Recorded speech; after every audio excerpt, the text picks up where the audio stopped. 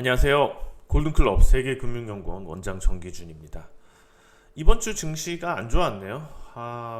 특히 금요일 주식시장 많이 떨어졌는데 장중에 이제 뉴욕 증시는 괜찮았었는데 뉴욕 증시 끝나고 실적 발표 나온 게 안 좋았고 또 중국 주식시장 사교육 규제 문제 전체적으로 아시아 증시가 그것 때문에 안 좋았어요.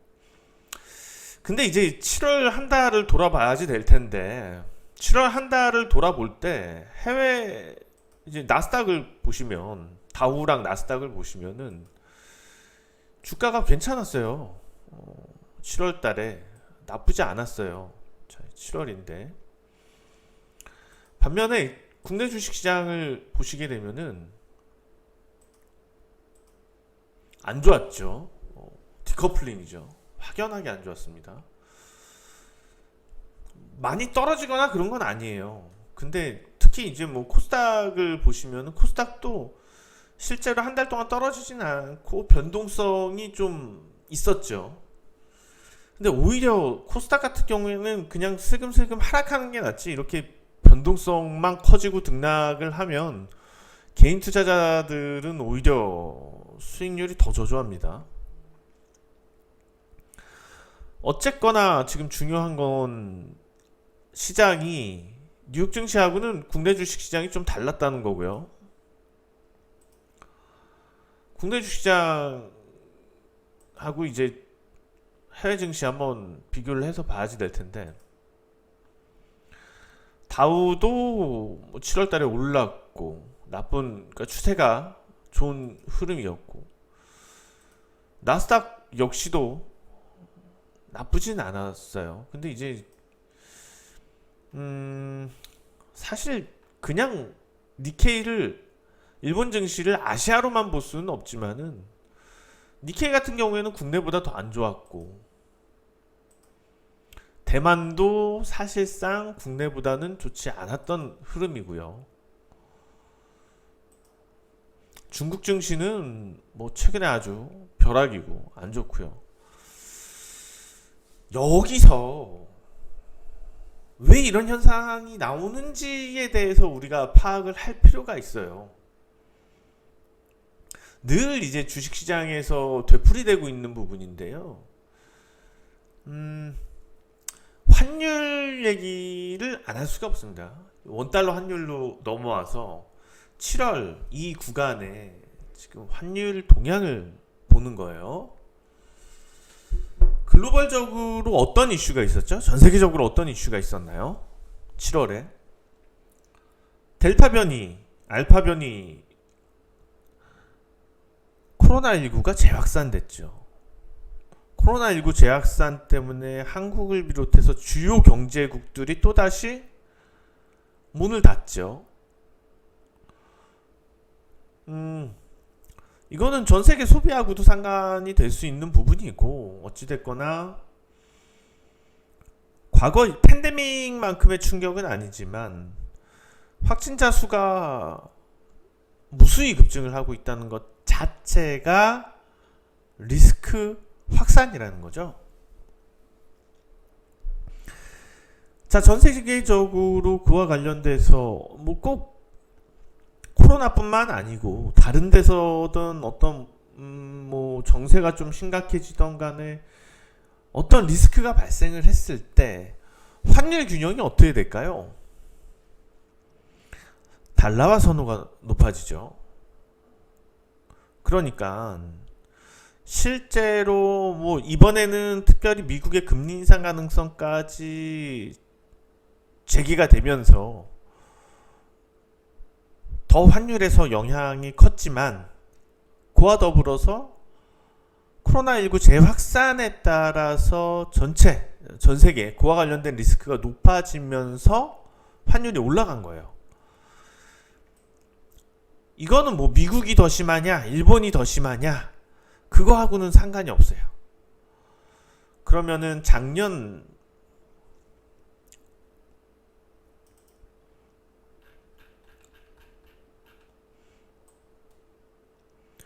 팬데믹이 심각한 상황일 때 볼게요.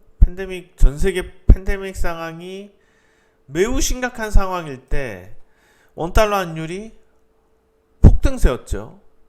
이건 당연히 미국의 금리 인상하고는 전혀 상관이 없는 문제였고, 그렇다고 해서 한국보다 미국이 더 안전한 것도 아니었고, 오히려 미국의 팬데믹 상황이 더 안 좋았었고. 자, 환율 동향이 이렇게 되면은 달러화 표기 자산에 대한 달러뿐만 아니고 선호도가 높아지게 됩니다. 그러면 자연스럽게 상대 화폐일 수 있는 경제대국들의 엔화라든지 위엔이라든지 이런 쪽에서의 상대적 약화, 반대로 달러화의 강세, 이게 바로 주식시장으로 고스란히 드러나는 거죠. 그러면서 외국인 순매도가 당연히 늘어날 수밖에 없는 거예요. 아시아권에서의 외국인 자금 유출이 발생할 수밖에 없는 부분은 환율 때문인 거죠. 당연히 같은 조건이라면은 화폐 가치가 더 높을 수 있는 쪽에 베팅하는 게 맞고, 거기에서 균형이 깨진 겁니다. 그래서 7월 디커플링이 발생했다고 보시면 돼요. 다른 이유는 없어요. 다른 펀더멘탈적으로 더 국내 주식시장이 안 좋았다? 그렇지는 않습니다. 이번에 실적 발표 나오는 것들 보시면은 국내 기업들 실적이 좋았어요. 단순하게 팬데믹과 관련된 환율 부분이 아니고 그냥 펀더멘탈, 업종, 그리고 그 일국의 성장성만 보고서 접근을 한다면 국내 주식시장이 특별히 뉴욕 증시보다 나빴을 이유는 전혀 없는 거죠. 이렇게 얘기를 드리니까는 좀 이해가 확실히 되시죠? 왜 더 부진했나? 7월 달에 추세 흐름 자체가 뉴욕하고 달랐나? 이 원인 때문입니다. 삼성전자가 못 오르는 측면도 거기서 엿볼 수 있겠고요. 자, 그렇다면 8월은 어떨까라는 겁니다. 자, 여기서 한 가지 우리가 힌트를 얻어야 될 거는 환율에서 다시 찾아야지 돼요.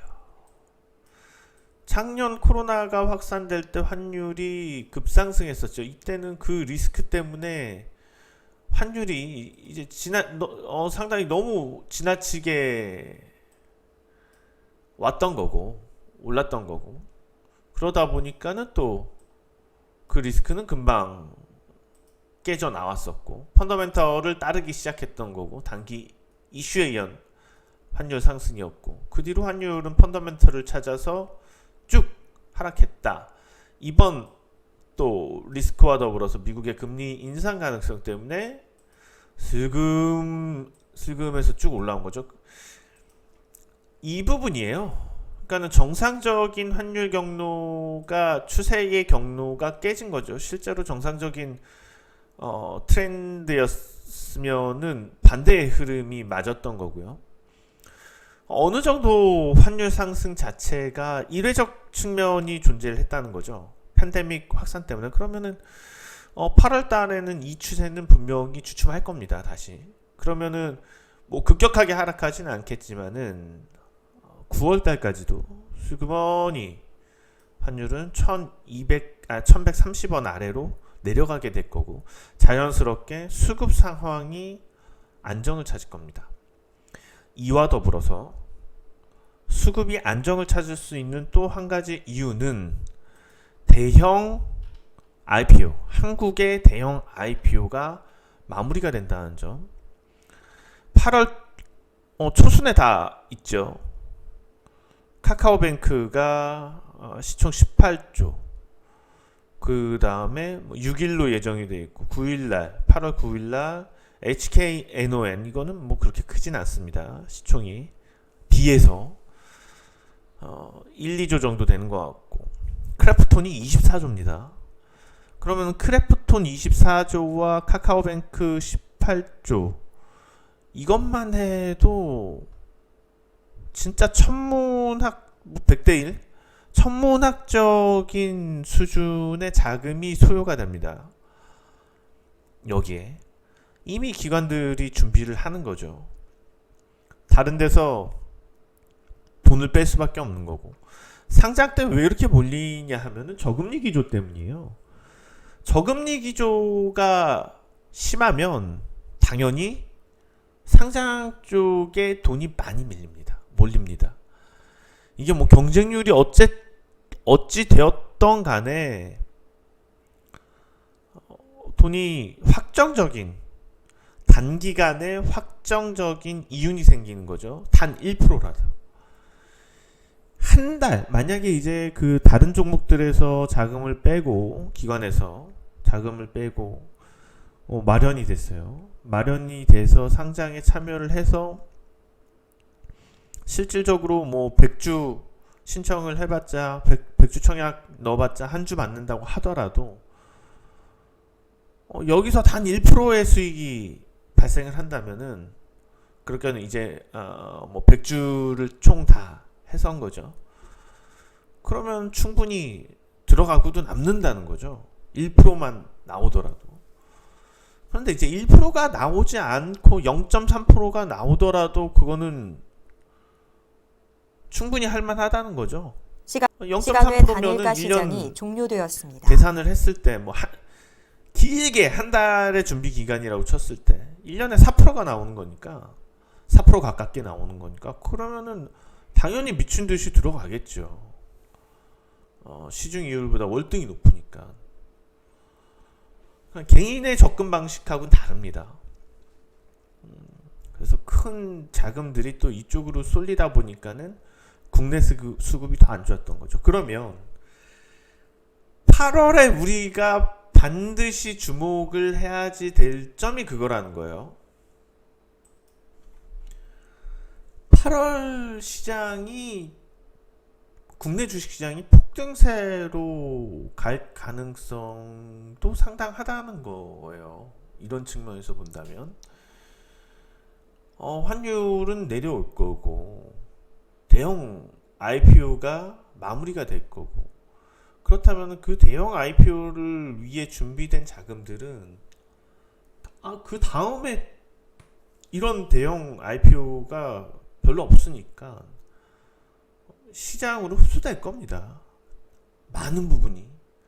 그러면은 그 많은 자금이 국내 주식시장에서 환율과 더불어서 그럼 제 생각에는 기관과 외국인이 급하게 물량 가지고 싸울 가능성도 있어요. 환율 쪽에서는 외국인, 그러니까 IPO 쪽에서는 기관. 거기서 여유 자금 생기는 거하고 일단 환율 하락 부분에서 들어와야지 되는 측면, 원화 강세 측면에서 그렇다면 일단 삼성전자도 어떤 회복의 기미, 주가 회복의 기미가 있을 수가 있겠죠. 그런 투자 자금 대부분 국내 주식시장에 바스켓으로 들어오는데 삼성전자 시총 비중이 높으니까는요. 자, 이런 논리에서 8월에 국내 주식시장이 폭등세, 저는 그냥 상승보다 폭등세 가능성이 존재한다 쪽에 무게를 두고 있어요. 7월 달에 눌렸던 것까지 같이 갈 가능성이 크고, 자, 코스피가 항상 이런 식으로 움직입니다. 지루한 행보가, 이때도 디커플링이었어요. 지루한 행보가 있다가 한순간에 그냥 폭등세로 가버려요. 그러면 오히려 8, 9, 10월 동안 랠리가 화끈하게 펼쳐질 가능성이 상당히 커요. 지금 이때하고 유사한 흐름이 아마도 작년 눌리고서 8, 9, 10을 눌리고서 그 이후에 11월, 12월 폭등세로 전개되는 흐름이 나타날 게 바로 8월부터 강력하다는 거죠. 8월부터. 그러면 우리는 여기서 소외되지 않게 어떤 종목들을 좀 준비를 해야지 될지 한번 볼 텐데, 일단 좀 큼지막한 쪽으로 본다면은 물론 자주 나올 수밖에 없는 레퍼토리지만은 2차 전지 쪽도 크게 이상은 없을 건 같아요. 2차 전지 쪽도 먼저 지금 근데 뭐 제약바이오 쪽이 나와서 먼저 말씀을 드리면, 일단 제약바이오주는 코로나하고 연계된 부분들은 떨쳐버리는 게 차라리 시원할 것 같고요. 그걸 제외하고 향후의 성장성과 기업 이익 증가세 가치를 따졌을 때 우량주 쪽으로 가는 게 맞습니다. 삼성바이오로직스나 지금 앞서 보였던 SK 바이오사이언스, 우량주 쪽으로 가는 게 맞을 거예요. 지금 역시 쉬었는데 여기서 충분히 랠리로 이어질 수가 있거든요. 삼성바이오로직스뿐만 아니고 SK바이오도 마찬가지입니다. 어떤 종목을 사도 큰 차이는 없을 것 같아요. 둘 다 좋은 기업이고 좋은 주가가 만들어질 수 있습니다. 다만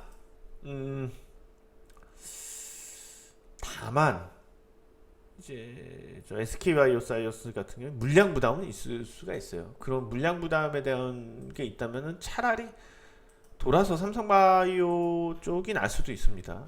그런 점들 감안했으면 좋겠고요.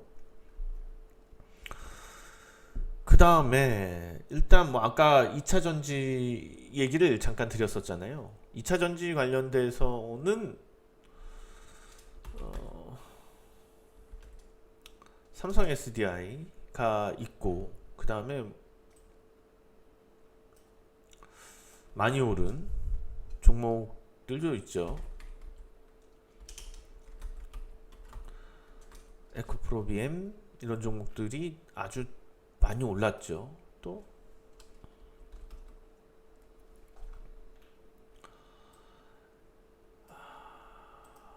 SK이노베이션 뭐 이런 쪽도 있는데, 물론 뭐 그닥 나쁘진 않을 것 같아요. 삼성 SDI는 제가 볼 때는 뭐 중장기적으로 아직도 유망하다고 보여지고요.